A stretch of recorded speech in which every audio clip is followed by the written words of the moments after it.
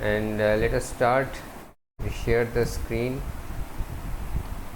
So last day, the last class, we uh, we stopped with this topic of JFET equivalent circuit, AC equivalent circuit, and it is very simple. What we saw, there is nothing but a resistance in the at the input side, the gate source input side. There is a resistance RGS which is very high, of the range of 100 mega ohms. So you can consider, when you are using this circuit in any network, when you are using this AC equivalent circuit of the JFET in any network, you can consider that the current in this branch is 0 because of the very high resistance here.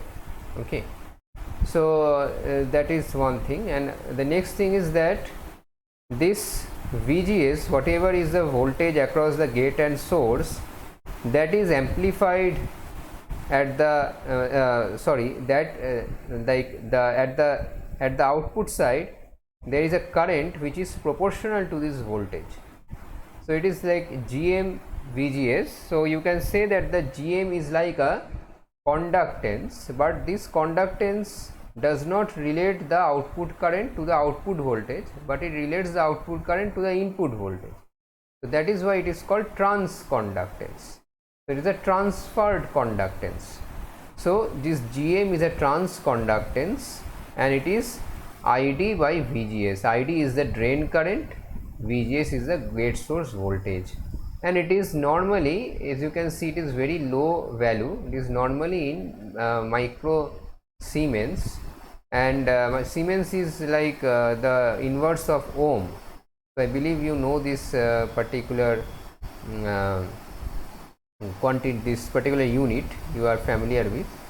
So it is just the inverse of ohm, and this is the drain current. So drain current, as you can understand, this would be your VGS is in some millivolts, or even in volts. It is in volts actually, some around 1 volt to 2 volt, 3 volt, like that. And that, when multiplied by GM, will produce a very small current. In the drain current, that is also quite small, but the gate current is even smaller. So please keep that in mind, gate current will be even smaller.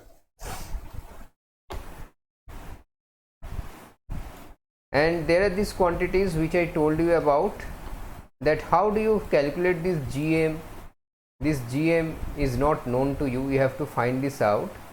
This quantity GM0 is given to us, okay, from the data sheet, or even if it is not given in the data sheet, the VGS of and IDSS are given in the data sheet. So if these two quantities are given in the data sheet, you can calculate GM0 or GMO from this. GMO is what? GMO is the transconductance value when your VGS is short circuited. Okay, it is not VGS off, because you can see that there is a 2 appearing here, and this, why this 2 appears, that also you can find out by going into the transconductance curve.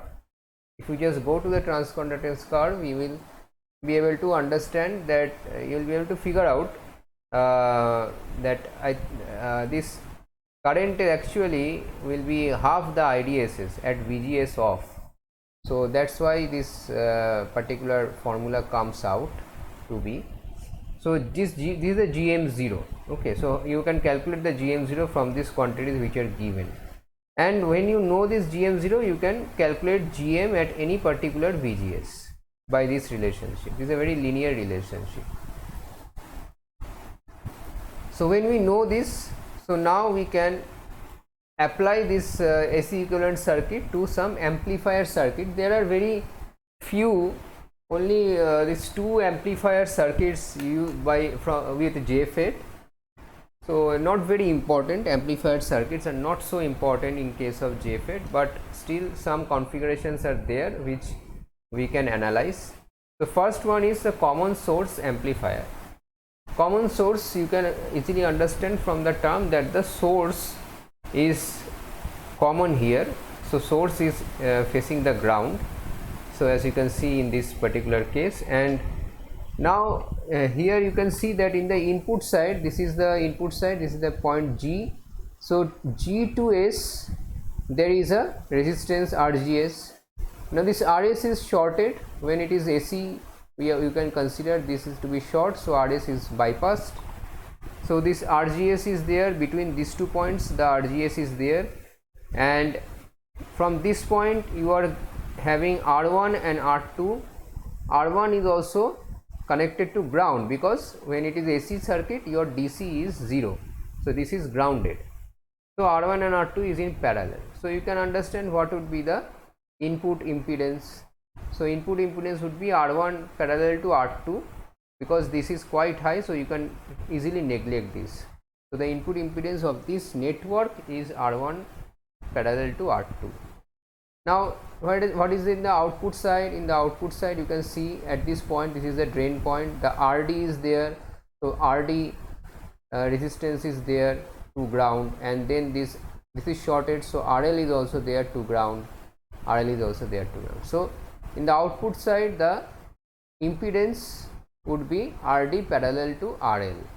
So this is commonly known as the AC drain resistance. Now you see, this is called the AC drain resistance, though the drain is just a point here. This point is called drain, this point is called source. So this is not the drain to source resistance. Previously we have talked about RDS, which is the drain to source resistance. This is not the drain to source resistance. This is simply called the drain resistance, the resistance connected to the drain. In that way you can understand this, that resistance which is connected to the drain externally, that is the drain resistance. And here we are considering the AC equivalent circuit, so it is AC drain resistance. Only when we are considering AC equivalent circuit, this RL comes into picture.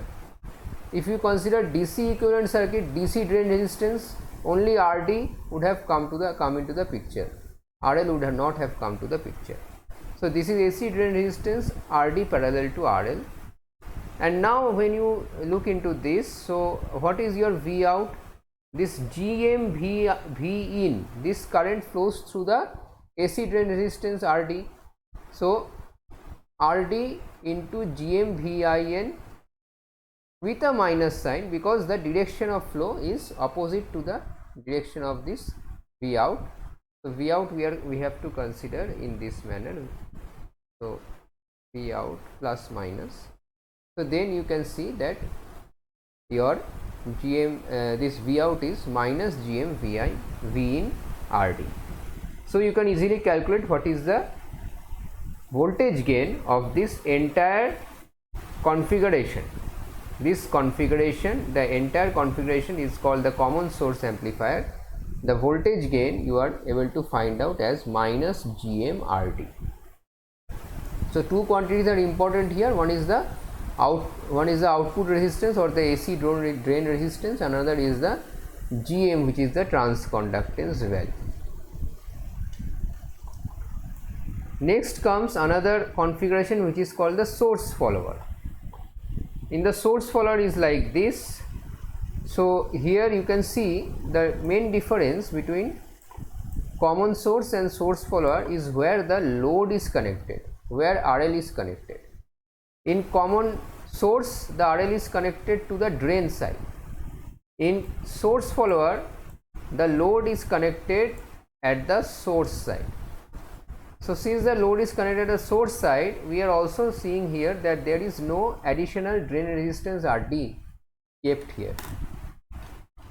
So now what we have to consider as the load side or the output side resistance, output side resistance, we have to consider the AC source resistance. So it is very funny to see that this is actually called source resistance, but it is the resistance at the output side.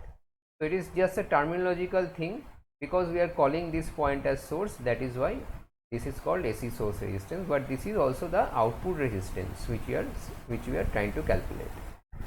Input resistance, obviously you can understand, it is R1 parallel to R2, and RGS is also there in parallel, but its effect is negligible because it is very high. And here in the AC source resistance is RS parallel to RL, RS and RL in parallel. And there is some computation involved to calculate the gain, the voltage gain AV, and you can try to do that, but we have just provided the formula for the AV, and you can remember this, the source follower. So there is only these two configurations, so you can remember the various the voltage gain and the drain resistance, source resistance formulas also. So here the AV, the voltage gain, as you can see, is GMRS by 1 plus GMRS. So it is not simply GMRD as earlier, it is GMRS by 1 plus GMRS.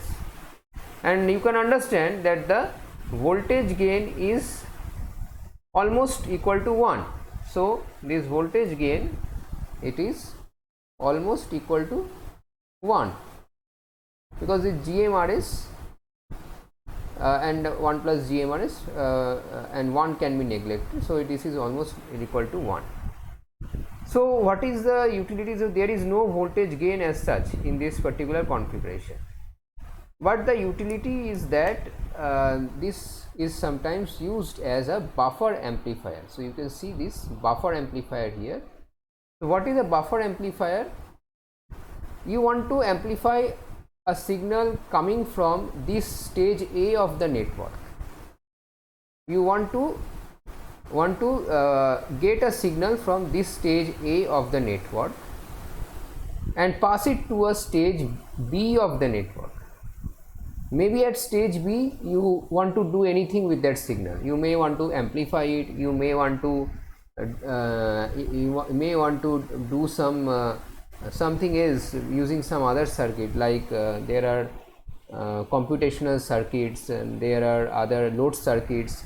So anything that you wish to do with the signal. So what we need is actually, if you actually directly connect the stage B to stage A, what is the problem that will happen is that the stage B will load the stage A. So I told you about this concept, this idea of loading. When loading happens, what happens? The output signal also diminishes because of the load. Now this configuration, the source follower, this type of configuration, because it uses the JFET, the loading is not there because of the very high resistance that is present at the input side of the JFET. That's why the loading is not there. So the signal passes through this amplifier stage without reducing itself, and then it appears here. So the signal appears here almost undiminished in magnitude because of the voltage gain being 1. So it appears at the output of the buffer amplifier undiminished in strength and magnitude, and then one can do whatever they want with that signal in the stage B. So it does not load the stage A. So this is the use of the buffer amplifier: high Z in, low Z out. Z out is decided by this RS. Okay, RS is RS parallel to RS, so we can decide what is the RS here. Low Z out. Low Z out means that this signal which is appearing at this end goes to the next stage without any change because of the low Z out. It goes to this particular stage without any change. So this is the utility of source follower. It's a very important circuit, source follower circuit. It is almost same as the emitter follower, but it has more advantage because of the higher input resistance. So now we come to the main utility of these field effect transistors, which are they use as switches. Switches can be analog as well as digital. So analog switch, we know that we are in our home also, whatever switches are there in the switchboard, they are analog switches. like we press them and the fan starts or the light starts, and again we press them, it gets cut off. Okay, why it is called analog? Because a continuous AC waveform is traveling through that switch when we close that. A continuous AC wave is traveling through that switch when we are closing it. So that switch is able to handle an analog signal, able to pass an analog signal through it. That's why it is called an analog switch. When the switch you will see it is used, or it is either it is capable of passing only digital signal or discrete signals only with high and low values of the voltage, like square waves. They are digital signals, only high value or low value, like 5 volt and 0 volt, like that. So either those switches are capable of transmitting digital signals, or they are used in digital circuits. So in both cases they will be called digital switches. So let us see analog switch, JFET analog switch. What is happening here? You can see that this signal is supposed to flow through this branch. When it flows through this branch, what will happen? This V out, you can see this, when the VGS is having this 0 volt. So VGS is normally it is operating when you are having when your voltage is negative. When your voltage is negative, then it is cutting off, right? When your voltage is 0, then it is closing, then it is in saturation region. So it works in that principle. So when it is when a 0 volt is passed here, then it is like a closed switch, so it allows the current to flow through it. And when it allows the current to flow through it, then the resistance here becomes RDS resistance appears here, and that RDS, since this is working in saturation region, the RDS is quite small. So you can consider that this is short circuited. So the switch has closed and it is short circuited, you can consider in that manner. And then what happens? Then this V out will become 0. That time this V out will become 0. So when this switch gets on, then this ground comes here and this V out becomes 0.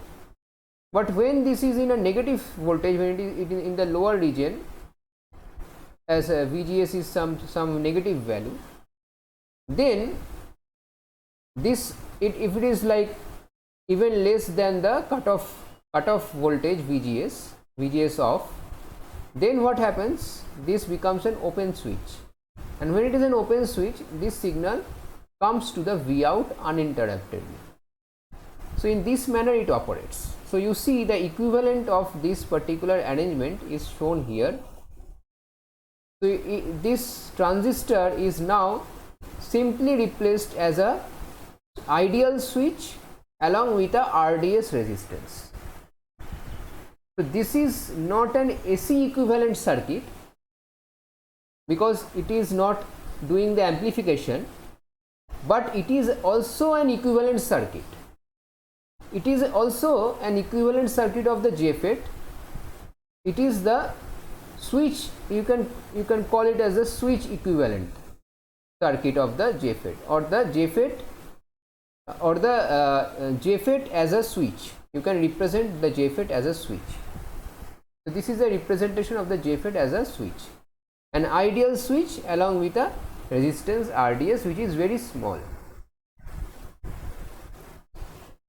So whenever a transistor is operating as a switch, even when the BJTs will operate as a switch, like in the cutoff and the saturation region only, you can represent that BJT in a circuit like this as a switch. Now there is another arrangement you can use when you are using the JFET in series. Okay, this is the shunt switch, by the way. This is the shunt switch, the first one. This is the series switch. In the series switch, when the switch is closed, that means when it is 0 volt you are applying to VGS, then the signal passes to V out. Then the signal passes to V out. And when it is minus 5, 6, something like that, which is more than the VGS cutoff, you have to ensure that, then this signal does not come to the V out, and V out becomes 0 because there is no current in this, so V out becomes 0. So this is what happens with the switches. Now there is another use of the JFET as an analog multiplexer. Now let me give you the idea of the multiplexer. What is a multiplexer? A multiplexer is a circuit where you have multiple inputs but only a single output. You have multiple inputs, as you can see, these 3 points are the input points, but this is the only output point. Now in the multiplexer there are also select switches, or there are select channels. Select channels are those channels which select a particular input. Whenever an input is selected, that input flows to the output. Other inputs are not does not flow to the output. Only that particular channel which is selected, that particular channel, the input of that particular channel flows to the output. So this is the analog multiplexer, because this can allow analog signals to flow through the output. Only what we have to do, we have to give V1, V2, V3 at the gate voltages. You can see, whenever you give 0 to one of them and keep the others to a sufficiently negative value, then that particular where you have given the 0 voltage will become shorted, will act as a closed switch. So that particular signal at the input will come to the output. Others are open. So this is how it behaves. So whichever signal, whichever channel you wish to pass to the output, that particular JFET you give a 0 signal, others you give a negative signal less than the VGS cutoff. This is what has to be done. Now there is this thing which is the JFET chopper. So chopper you have already studied in diode. So it chops a signal, any signal it can chop. How it chops, you see we supply a train of pulses in the gate. So when the pulse is high, only that duration of the input signal passes to the output. When the pulse is low, when the gate pulse is low, that duration of the input signal does not pass to the output. So in the output you get a train of, if it is a square wave, you get a train of square pulses with the amplitude as VDC. The input amplitude VDC, output amplitude is also VDC. Now suppose there was a sinusoidal signal here, then you will get only that part of the sinusoidal signal where the Vg was 0. This gate input was 0. I hope you understand this. So I will try to draw one thing. This is very important. You will be very important when you come to power electronics courses. There is a course on power electronics. What happens is that this is a sine wave, and when you supply a train of pulses to it at the gate,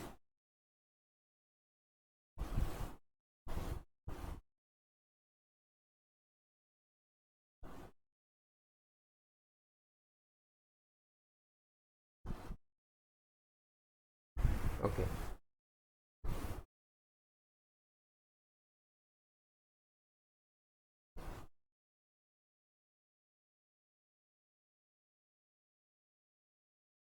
Then at the output you will notice only this portion of the signal, then again you will notice 0, then again you will notice this much of the signal sinusoid.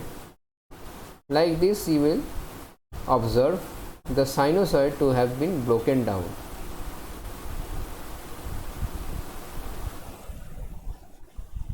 So okay, this should have gone to the other side.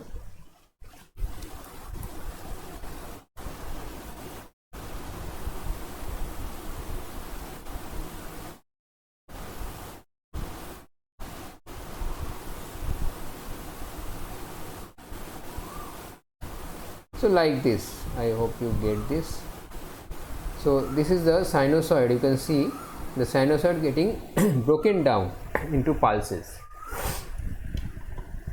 So this is what the chopper does. Now there is a chopper amplifier. What does the chopper amplifier do? It will chop and then it will amplify. So the chopper you place, then you place an AC amplifier. So see, the chopper is a AC signal actually, because it is an alternating. So you can place an AC amplifier, the JFET amplifier, the common source amplifier you can place, and you can adjust the gain, and whatever gain you wish you can get the amplified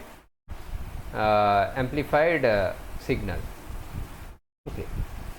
And if you apply a peak detector here at the end of this amplification, then you will get an amplified DC signal. So from the input DC signal you get an amplified DC signal at the output. So first you have to chop. Why you have to chop? Otherwise you will not get a alternating signal. This DC signal is a constant signal, right? So you cannot amplify it using an AC amplifier. So you have to chop it first to make it AC. Then you have to pass it through a AC amplifier. Then the amplified signal you have to pass through a peak detector. Peak detector you have studied in diode circuits. There are peak detectors. So after that you will get a amplified DC. Now there are other circuits like this, the voltage controlled resistance. So what is this actually? These are the various saturation regions for the various values of VGS. So we have not drawn the active region. The active region extends beyond this, but in the saturation region or in the ohmic region there are these various slopes of curves. The slopes are different in the ohmic region for a particular value of VDS. So if you are able to maintain the VDS to be a very small quantity, so then when your gate source voltage is varying from 0 to -1, -2, -3, -4, what you observe is that the RDS is changing. This is the slope of the curve is the RDS, the drain source resistance, that is changing.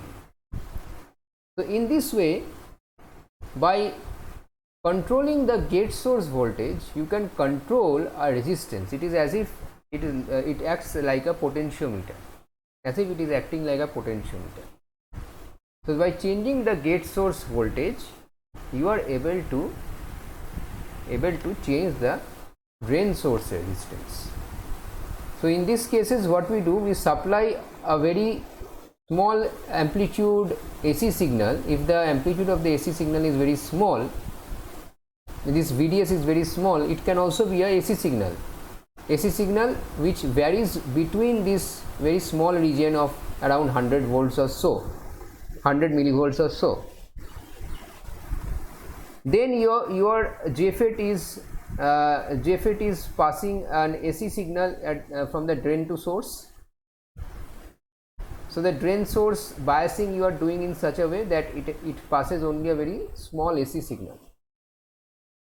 Then if you manipulate the VGS, keep changing it, then the drain source resistance is changed, and it changes in this fashion. RDS is changed, you know the VDS which you are supplying, and you can calculate the ID, or if you calculate the ID by a ammeter, you can also measure the RDS, but the RDS will follow these slopes of these curves, and this gives rise to a very beautiful application which is called the automatic gain control. You notice one thing here, as VGS is becoming more negative, RDS is increasing, right? VGS is 0, that is the least, that is the lowest RGS, smallest value of resistance, and the largest value of resistance is when the VGS is -4, which is like the cutoff voltage, the -4, then it is maximum. Now what is automatic gain control? So we have many a times it is observed that when the input of an amplifier suddenly changes, then at the output there is a very high amplification, and this gives rise to a very loud noise coming out, a feedback noise we say. If this signal changes a bit, the output signal changes quite a lot because of the amplification.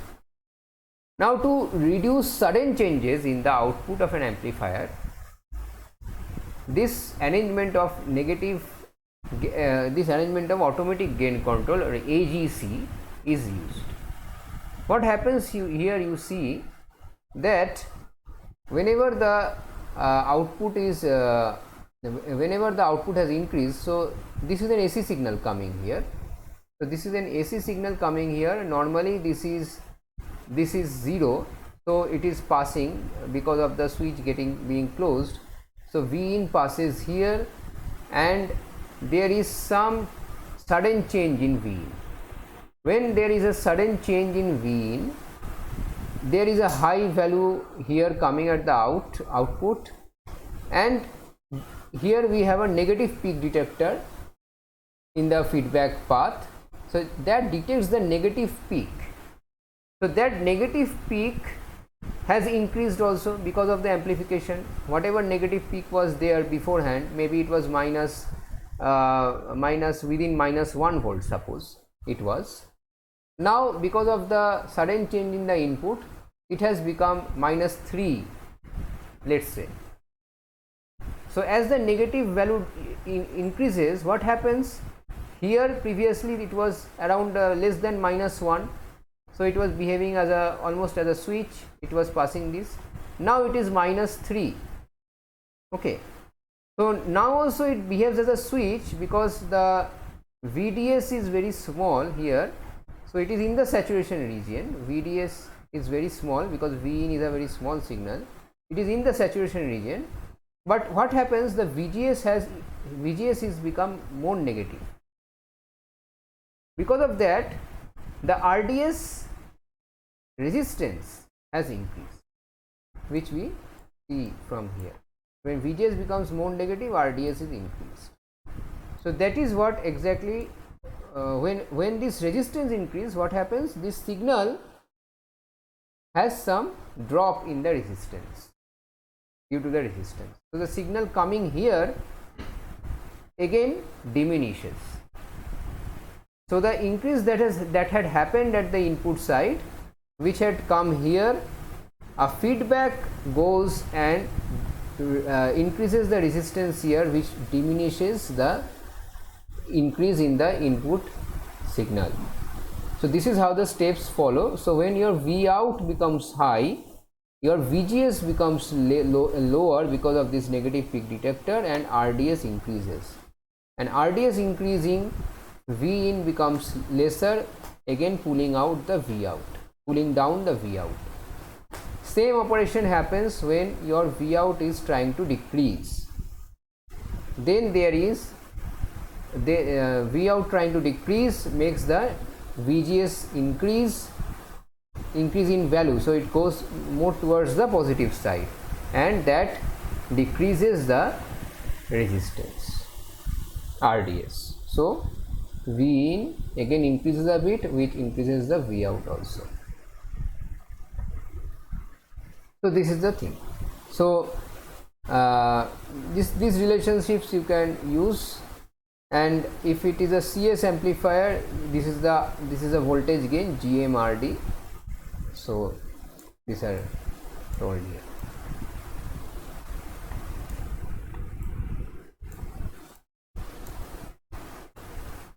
Okay, let me finish with JFET and we will start the MOSFET next day. So there are two circuits more I need to discuss with you.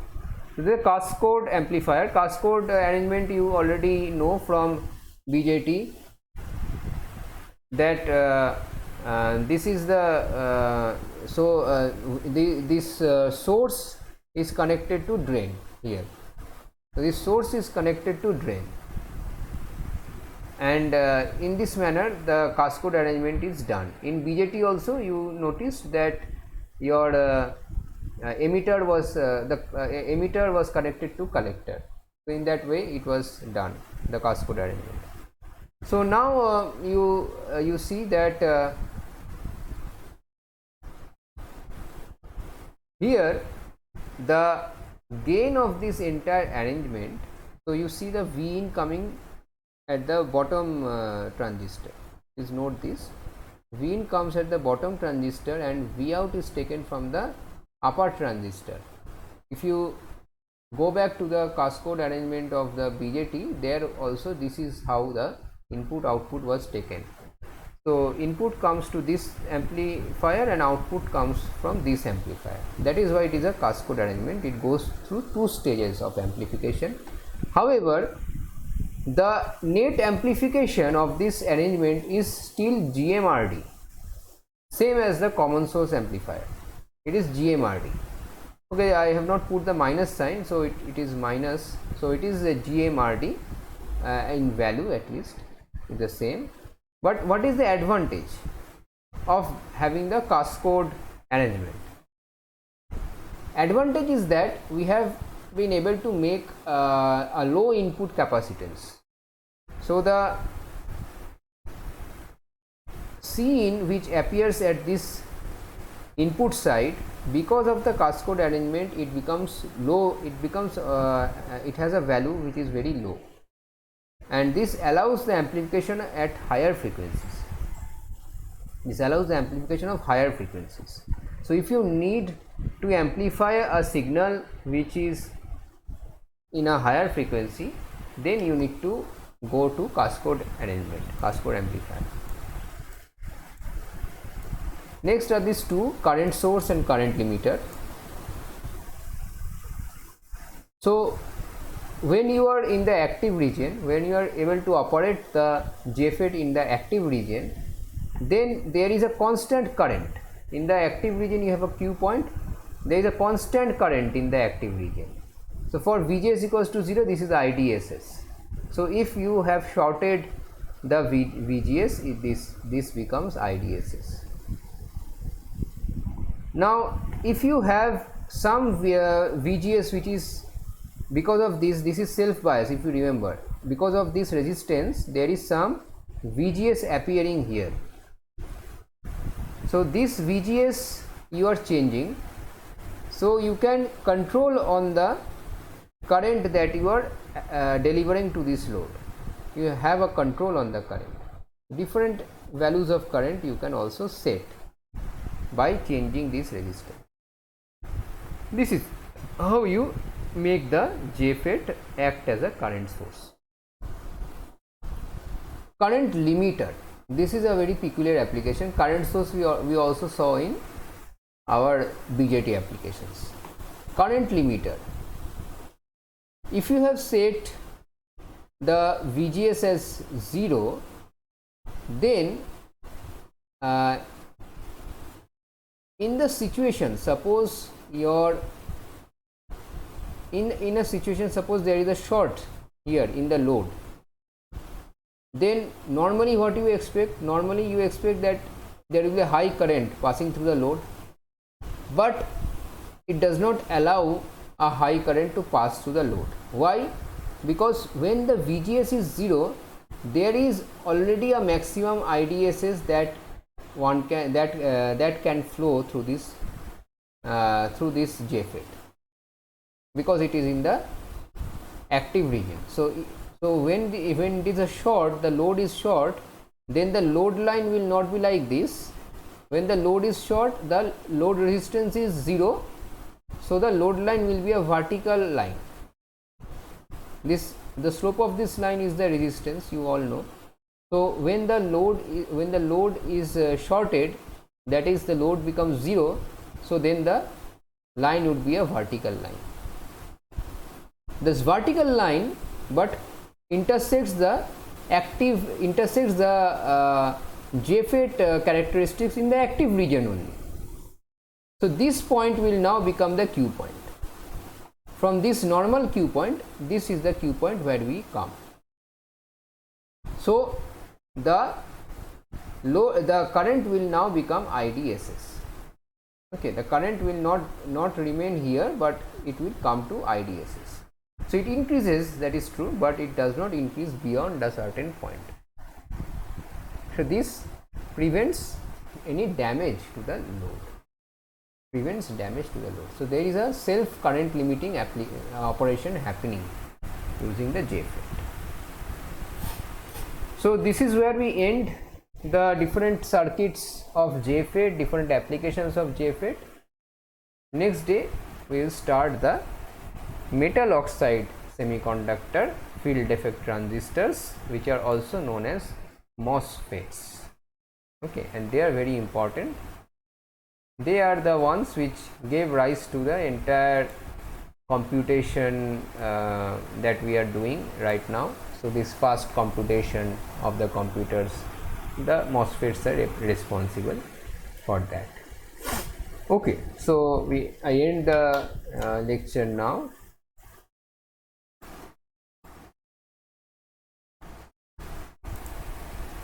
And yeah, any question, any doubt here? Okay, so I will again meet you on Friday, and we'll continue from here. Okay, thank you.